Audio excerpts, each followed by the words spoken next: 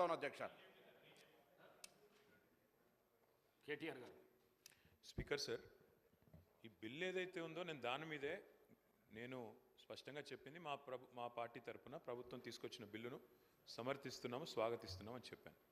దాంతోపాటు మరి గౌరవ మంత్రివర్యులు, రవాణా శాఖ మంత్రివర్యులు వారికి ఎందుకు ఆవేశం వచ్చిందో నాకు తెలియదు. కానీ అధ్యక్ష, వారికి నేను కాదు ప్రభాకర్ గారు, దయచేసి నేను మిమ్మల్ని ఏమనట్లేదు, మీ గురించి ఏమి వేరే విమర్శ కూడా చేయట్లేదు.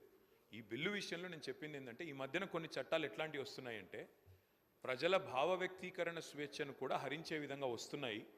తెలంగాణలో మీరు చెప్పారు గతంలో కొంత ఇలాంటి కార్యక్రమాలు జరిగినాయి, ఇబ్బందులు జరిగినాయి, మేము వచ్చిన తర్వాత దాన్ని మారుస్తామని చెప్పారు. కర్ణాటకలో అక్కడి ప్రభుత్వం, కాంగ్రెస్ ప్రభుత్వం కేంద్రం తీసుకొస్తున్న చట్టాల వల్ల, కొన్ని చట్టాల వల్ల పోలీస్ రాజ్యం అయ్యే ప్రమాదం ఉంది. కాబట్టి మేము కొన్ని సవరణలు చేస్తామని చెప్పారు. నేను రాష్ట్ర ప్రభుత్వాన్ని అడిగేది ఏమంటే, మన రాష్ట్రంలో ముఖ్యంగా ఇక్కడ ఈ సభలో కూర్చున్న వాళ్ళలో కూడా చాలామంది గతంలో వామపక్ష ఉద్యమాల్లోంచి, లెఫ్ట్ ఉద్యమాల్లోంచి, పౌర హక్కుల సంఘాల, ప్రజా సంఘాల నుంచి వచ్చిన వాళ్ళు ఉన్నారు.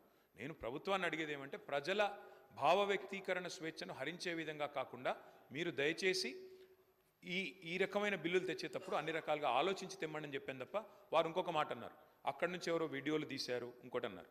మా వైపు నుంచి అలాంటిది ఏం జరగలేదు. ఇక్కడ మొత్తం కెమెరాలు మీ ఆధీనంలో ఉంటాయి స్పీకర్ గారు, మీ సెక్రటరీ గారి ఆధీనంలో, మీ ఆఫీస్ ఆధీనంలో ఉంటాయి. మీరు మొత్తం చెక్ చేసుకోవచ్చు. అలాంటిది ఏమైనా జరిగిందా, జరిగితే మా సభ్యుల వల్ల జరిగిందా, లేదా ఇక్కడ ఉన్న కెమెరాలు ఆ ఏజెన్సీ ఎవరైతే నడుపుతున్నారో వాళ్ళ వల్ల జరిగిందా, ఏ రకంగా జరిగింది మొత్తం చూసుకోవచ్చు. ఏమైనా చర్య తీసుకోవాలనుకుంటే ప్రభుత్వం చట్టాల పరంగా చట్టబద్ధంగా తీసుకోవచ్చు, మాకు అభ్యంతరం లేదు. కానీ ఇవాళ అధ్యక్ష, మీరు సోషల్ మీడియా కనుక చూస్తే దాడి ఒక్కరి మీద జరుగుతలేదు అధ్యక్ష.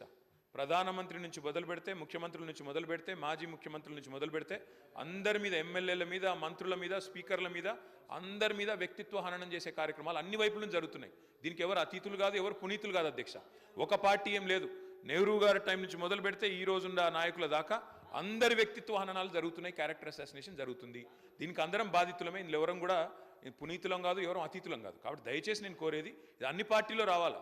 ఇదేదో ఒక పార్టీ వాళ్ళు చేస్తున్నారు, మిగతా వాళ్ళందరూ చాలా చక్కగా ఉన్నారు. అధ్యక్ష, మరి మనం కూడా చూడాలి ఇక్కడ ప్రయోగిస్తున్న భాష, ఇక్కడ మాట్లాడుతున్న పదజాలం ఎట్లా అధ్యక్ష. మరి అట్లా మీరు కూడా అవకాశం ఇవ్వండి, ఒక రోజు మొత్తం చెప్పుతో కొడతామని ఇష్టం వచ్చినట్టు మాట్లాడడం, ఇవన్నీ కూడా దయచేసి ఏదో టైంలో సంస్కారవంతంగా అందరూ మాట్లాడండి అని మీరు ఆ చైర్లో కూర్చొని ప్రమాణంగా అందరికీ చెప్పండి. మా ఒక్కరికి కాదు, అందరికీ చెప్పాలా. చెప్పినట్టయితే, ఒక రూలింగ్ ఇచ్చినట్టయితే అందరం కూడా దానికి బద్దులమై పనిచేస్తామని చెప్పి ప్రభుత్వానికి తెలియజేస్తూ ఈ బిల్లుకు సమర్థిస్తున్నాం అధ్యక్ష. శ్రీ మహేశ్వర్ రెడ్డి గారు.